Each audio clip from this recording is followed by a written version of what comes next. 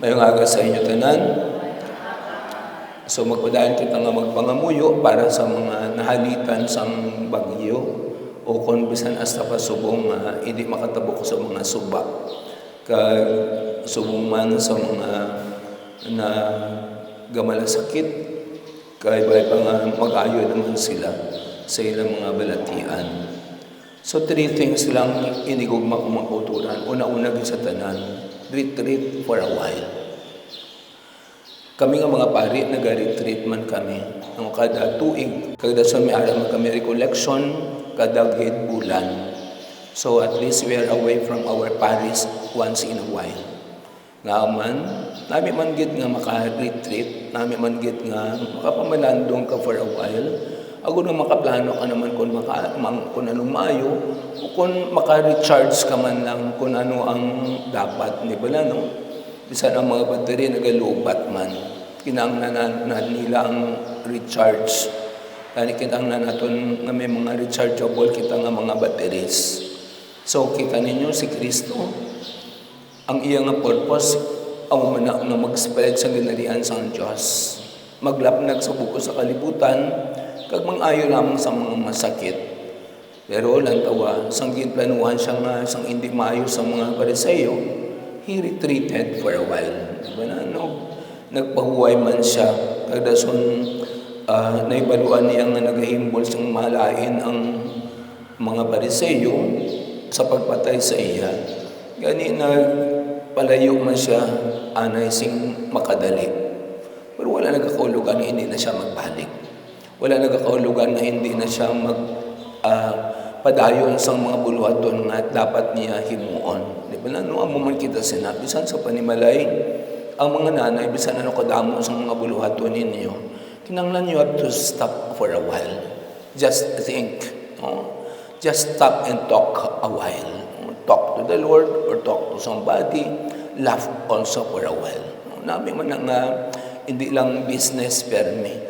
Kundi lagaw-lagaw man kamo, kato-kato man kamo sa baybay. Kadason, once in a while, be with your family also. No? Kanami kung may mga pamilya kamo, kanami kung may mga friends kamo, kato-kato man kamo, lagaw-lagaw man kamo, kag magsadya-sadya sa inyong kaugalingon. You know, sometimes, you have to spend the money that you've earned. No? Hindi ba lang? Hindi lang earning lang tanan. No? After all, kung magtigulang ka, ang kwarta mo aging support, hindi na naimo. Di ba? Base yan na isang doktor. Hindi mo ma-enjoy yan, iban pang nag-enjoy, pero ikaw ang nagpangabudlay.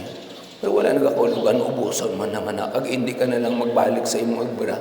Kaya nagkanami naman lang maglagaw-lagaw kang magyagang niya. Pero sa ikwan din igugma kung makuturan, be humble. Si Kristo naghimo man sang maayo nga mga butang. Di ba ari diri sa aton nga ebanghelyo, sang ginsunod siya sang madamo nga mga tawo, ginpang-ayo niya ang tanan nila nga mga masakit.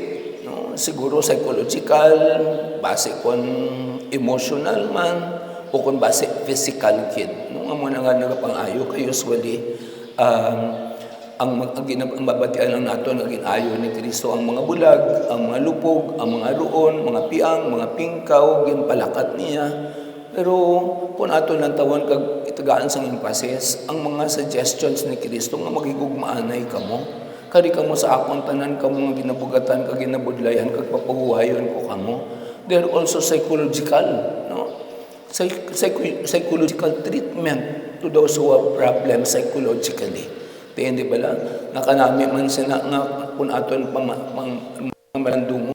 Si Kristo nagpangayo gid man. Kag hindi lamang ina, kundi he healed also. And he solved the problem of hunger. Ginpapungko niya ang madamo nga mga tao, kag ginpakaon niya sang 2 kabilog nga ukon, 5 kabilog nga tinapay, kag 2 kabilog nga isda. No? Hindi ba lang? Ginpakaon niya, kag damo ang iya napakaon. Nagkalabusog man sila. Amo na nga damo ang nagsunod sa iya, kaya nga aman he is doing something good. Pero nga aman, be humble because Christ was really very humble. Ano humble niya after all those things? Ngagit panghimo niya nga milagro sa mga tao, kag mga kayuhan, ano siling niya? hindi gid ninyo pagpanugid kung sino ako. Kung ano man ang akong ginahimo, hindi ninyo pag-ipanugid sugid. Okay nga, para amo na nga ang humbling or humility of Christ is really being taught to anywhere else. Sa buko sa kalibutan, kita ninyo ang Santo Papa sa muna si Pope Francis. Dito siya sa Roma, pero sa pagkaridire sa kalibutan o kung sa Pilipinas, humility mangyapon ang iyaging tudlo. Just like the humility of Christ. Terribly, no? So, mo na inigugmak makutulan, bisan ano pang naalapot naton sa aton kabuhi, bisan ano pa ang aton mga eksperyensya, o kung bisan din ka naman nakalapot ng mga pungsod, no? Just humble yourself. No? Kanami kung kisa, ara padagani ang example nga makita naton. Kay isang una, ang nanay, nag-aambal yung bugtaw na kamo, no? Panilig na kamo to sa dalong, panglaban na kamo to, kubra na kamo, lanto abala sa tupad balayo, mga professional pa na dira. No, may mga nurse na nadira, mga doktor na, pero lantawa gapang laba pa, gapang nilhig pa. Bagulan na nagabutan, nagnaugalin sa barko, pero lantawa bala, damo na sa ginaobra. Kamuya daw bata ka mo sa manggaranon. So hindi pala ginahambal na sa aton kung isa ang mga modelo naton amo ng mga tao nga bisan professional, and they've reached already for how many they have that kind of experience nga ang ilang naalalabot sobra-sobra na, pero at least they really humble themselves.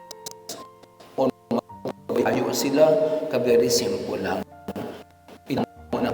Sa sila na pala very humble ng mga tao. No? Galakad ang gani magsimba. Sa lakyan ko gatry sikad lang kung magsimba. Terrible. So ang manigugma kong mga kultura, no?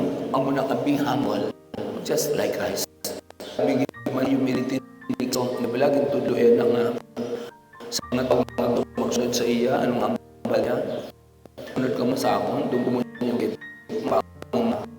kalong, may mga bukong ginapulian. Fast appears. Birth up. Ay pagani ang mga mag-is, may pugad na ginakistaran.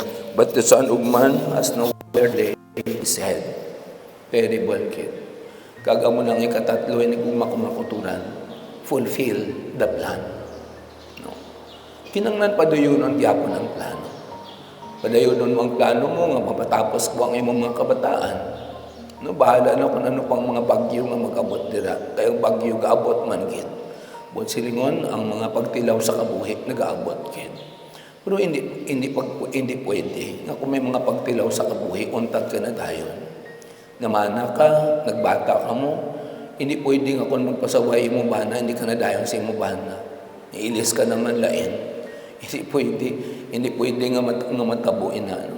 Kagdason, pagpa-eskwela mo sa bata mo, okay pa sa high school, pero pag college na, nagbudlay, nagit kay dako ng galastuhan, pauntaton mo na lang, kay kapigado gid sa inyo.